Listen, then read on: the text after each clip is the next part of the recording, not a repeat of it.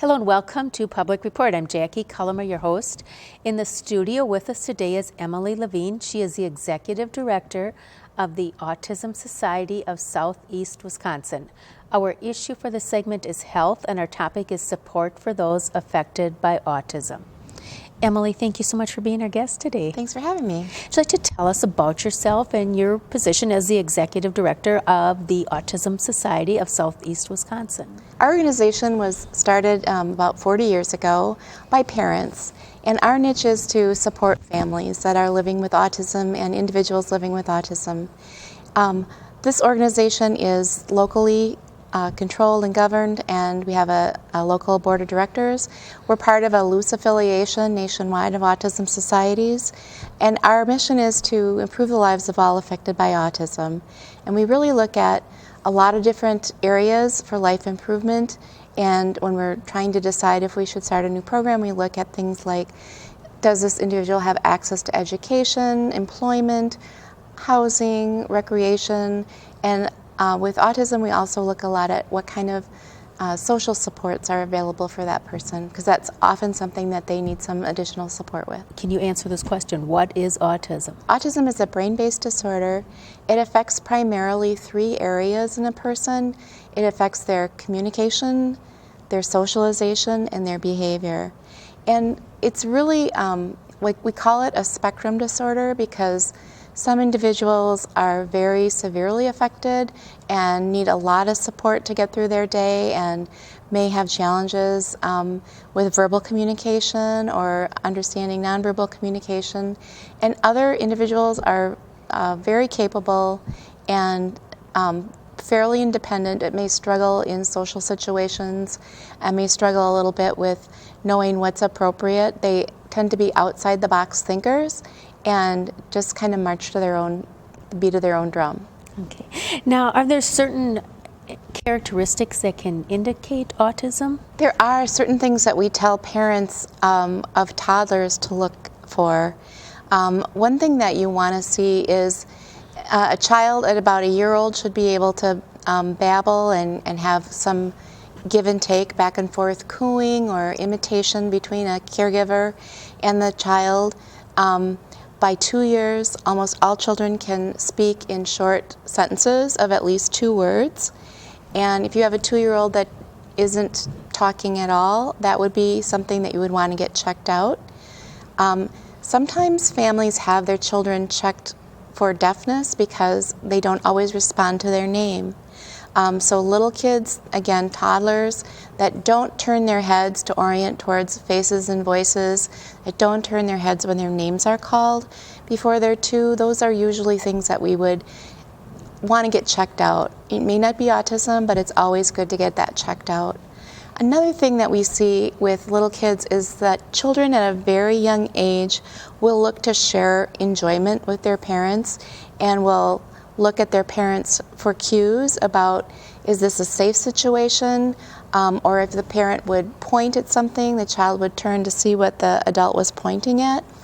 And that tends to be missing in our kids. They generally do not point themselves and don't understand what a point is. If somebody points at something, they might go and look at your finger or grab your finger.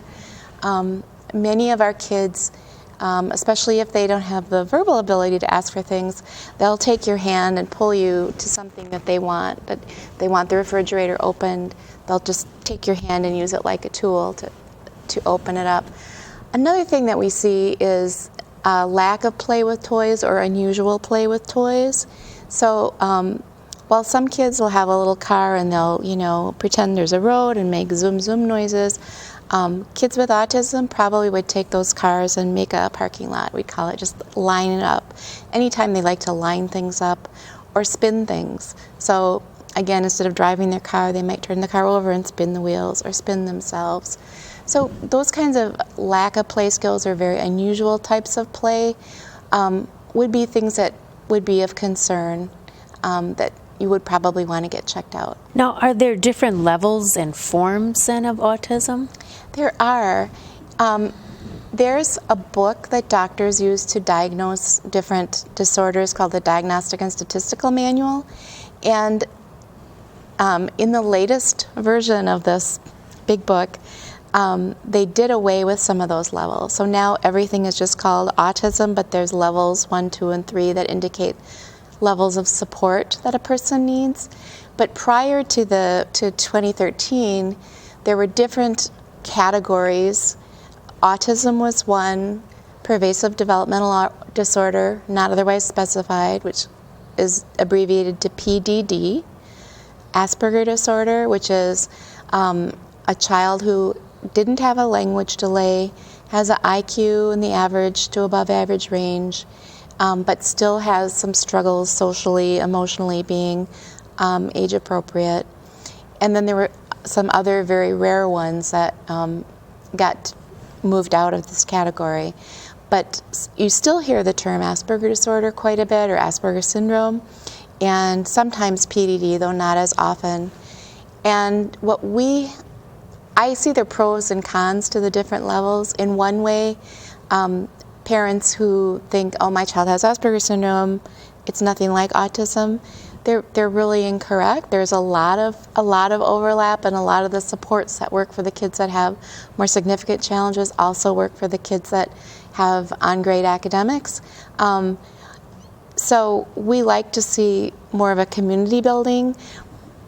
And at the same time, I see there is sort of a point of pride with many young people that have that identify strongly as having Asperger's syndrome, that think of themselves as an ASBE, and that's kind of an identification for them, and that's going to be a struggle for them to let go of. Now, is autism treatable? Yes, it is. You know, all of us learn and grow throughout our lives, and that's true even if you have a disability. And there are some in Wisconsin, we are fortunate that we have some government funding that pays for some specific training for very young children in their home to help get them ready for school, to help them learn. We also have birth to 3 and early childhood programs that can help children. A lot of kids with an autism diagnosis will get things like speech therapy, occupational therapy, sometimes physical therapy. They tend to have some delays. How important is it to provide support for those with autism so that they can live the best quality of life possible? I think it's important to provide support to the entire family, to the school, to the neighbors. What we see with autism is that sometimes the behavior in autism is misinterpreted. We have children that have brains that are different. We know they've done research and looked at postmortem, looked at brain tissue, and know that people with autism have differences at the cellular level. So how they process information is very different. And unfortunately, sometimes people will look at a child that's doing something unexpected and think that they're being naughty, or that is something that they're doing intentionally to be manipulative, or, fill in the blank. Non-compliant is one we hear a lot of times. What we ask parents to do is, if your child doesn't respond to typical parenting, or if you're a teacher, if your child doesn't respond to typical teaching techniques, that as the adults in the world, it's our duty to reflect on our own practice and think about, this kid is different. This is not what I expected. Maybe their brain is wired differently. Maybe there are some things we could do that would help this child be more successful. And we find that when the child is more successful, that's kind of a feedback loop. If you're not being able to reach a student or not being able to reach your child, it's frustrating for everybody.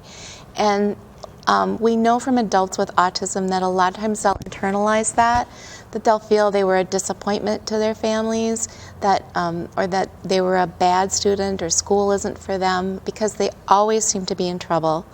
And I see that people with disability, that they're going to have communication challenges, they're going to have behavioral differences, they're going to have socialization differences. That is the definition of the disability. And for us to expect them, who have this hardship, to change how they are when they are already operating at a disadvantage is really not fair. So as much as it's important for the children to get therapy, it's very important to reach out to the families, to help the families feel more supported and get strategies that will be helpful for them so that they feel better about their parenting, they feel better about their child, and the child can relax and know that they're safe. Are they going to then be better able to advocate for their child in school? I hope so. That's very important. You know, that's something that it really depends on the family. We see at times some families feel that educators are the experts and they've had the training, and then other families seem more willing to get involved and more willing to challenge things that they don't think are right. And the way I always tell people, it's sort of like when you have a relationship with a school district, it's sort of like your relationship with your mother-in-law. It's not necessarily exactly who you would have chosen, but it's in your child's best interest to get along. So, you know, try to find that middle road where you choose your battles, you don't get upset at every little thing.